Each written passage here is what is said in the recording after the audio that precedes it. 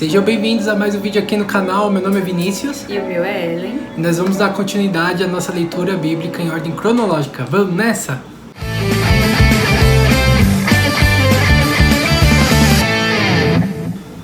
Vamos começar por Jó 24.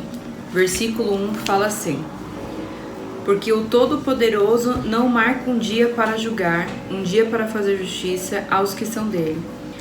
Há homens que mudam os marcos de divisão para aumentar as suas terras, eles roubam as ovelhas e as põem no meio das suas.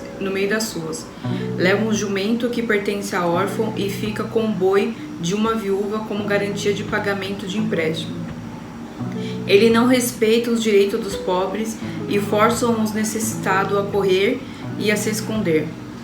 Como se fossem jumentos selvagens, os pobres andam pelo deserto procurando alimento para os filhos.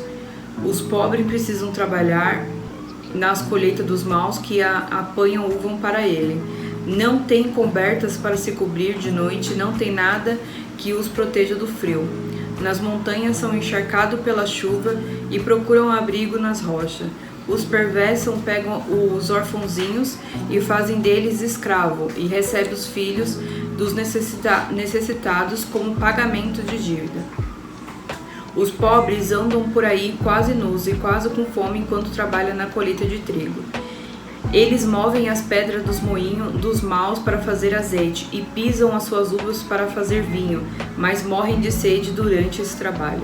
Os feridos e os que estão morrendo gritam na cidade, mas Deus não escuta os seus gritos pedindo socorro. Os perversos odeiam a luz em todos os seus caminhos, e em tudo o que fazem não querem saber dela. O assassino se levanta de madrugada para matar o pobre, e de noite vira ladrão. O adúltero espera o cair da noite e cobre o rosto para que ninguém o veja. Os ladrões invadem a casa. Os ladrões invadem de noite as casas. Eles não saem de dia, pois não querem nada com a luz. Eles têm medo de luz do dia, mas a escuridão não os deixa apavorados. O homem mau é arrastado pela enchente. As suas terras são amaldiçoadas por Deus. E eles não voltam a trabalhar nas suas plantações de uva. Como neve derrete no tempo seco e no calor, assim também o pecador desaparece da terra dos vivos.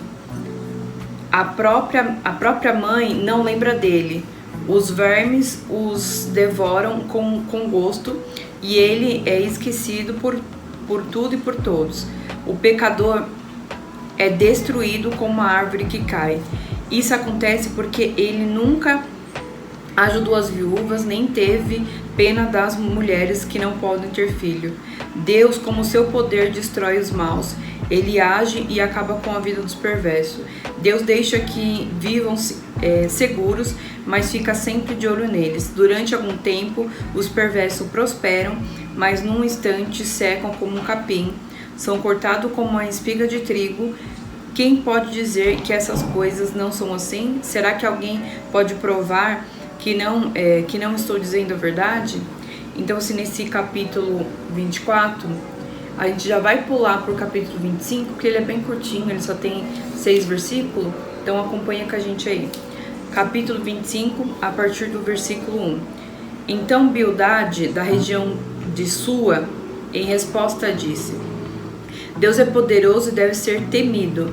Ele faz com que haja paz no céu. Será que alguém já contou os seus anjos? Haverá alguém sobre quem a sua luz não brilha? Pode alguém ser correto diante de Deus? Pode um simples mortal deixar de ser culpado?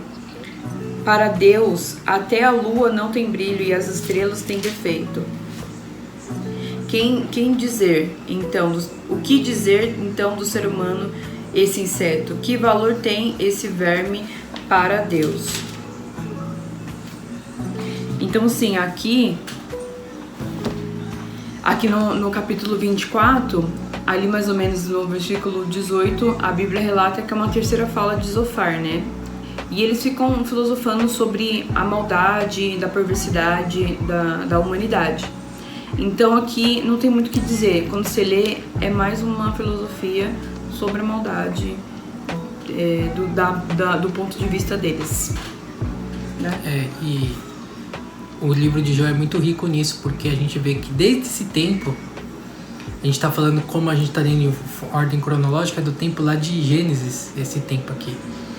Para você ver como a humanidade ela vai se moldurando e acaba se tornando meio que repetitivo, né?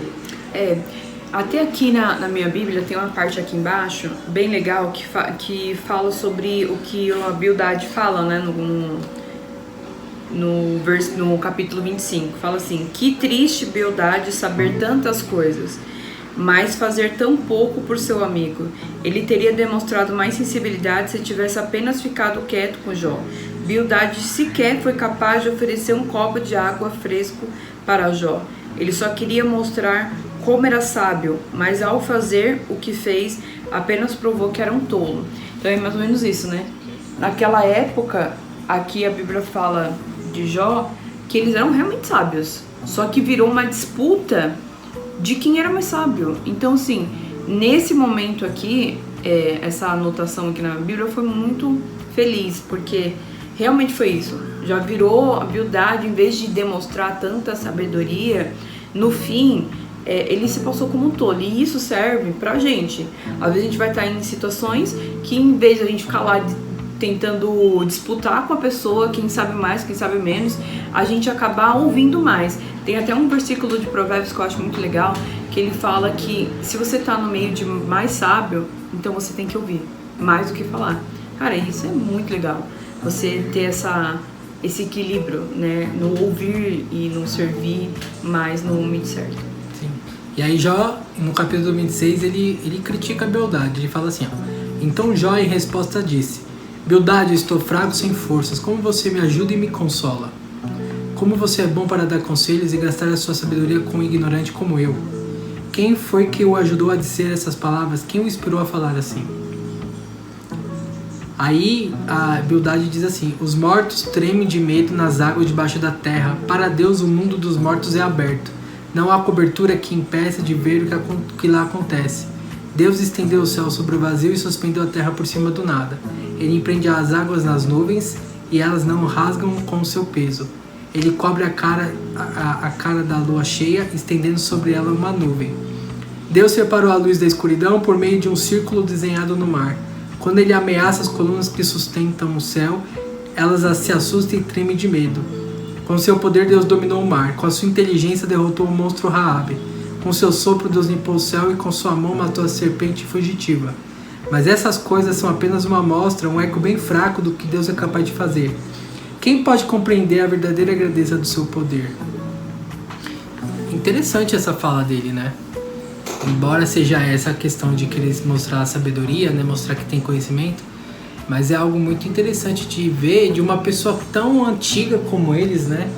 E para você ver, né, que o homem sempre foi um homo sapiens, né? Nunca foi alguém primitivo, alguém sem inteligência. Então eu consigo também ver esses detalhes no livro de Jó. É muito interessante como o livro de Jó mostra a modernidade, como que aquele povo vivia, qual era o pensamento sobre as coisas. E isso aqui chama muita atenção, porque hoje muitas pessoas da nossa sociedade não pensam assim, né? Não tem nem esse conhecimento, né? E eles tinham. Então mostra que é um povo moderno, um povo que conhecia e sabia do que estava falando, né? Exatamente. Então, pessoal, deixe seu like, se inscreva no canal e compartilhe com mais pessoas essa palavra. Vamos continuar juntos nesse propósito. Deus abençoe. Tchau, tchau.